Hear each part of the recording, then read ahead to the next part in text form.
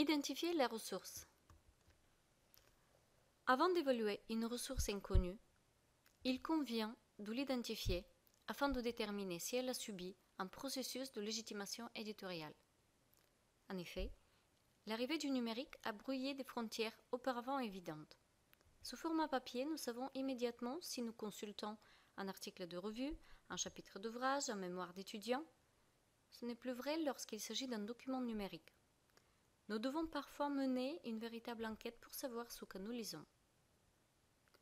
Face à un document numérique, il est parfois difficile d'identifier les différents acteurs.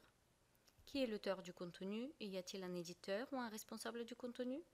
Quelle est la responsabilité de l'hébergeur du site concernant le contenu? Un document physique, de par son aspect, sa présentation, son esthétique, nous donne immédiatement des indices sur sa date de création.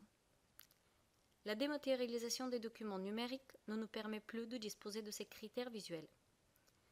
Nous devons trouver des éléments qui nous permettent de dater les informations.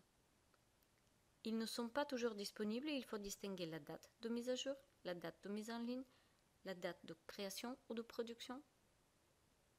Internet nous donne accès à des informations décontextualisées. Il faut se demander d'où provient ce que l'on consulte, de quel site, quelles limites géographiques. L'information concerne-t-elle un pays particulier? L'information vaut-elle ailleurs?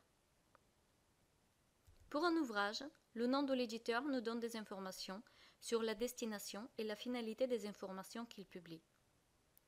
Avec un document numérique, c'est à l'usager final de le déterminer. Quelles sont les intentions de l'auteur? À quel public l'auteur s'adresse-t-il? La finalité est-elle informative, commerciale, éducative? Cela fait beaucoup de questions auxquelles il faut répondre. Nous allons voir ensemble comment répondre à ces interrogations, où trouver les informations nécessaires, quels sont les réflexes que nous devons acquérir afin de tirer le meilleur parti de nos recherches sur Internet.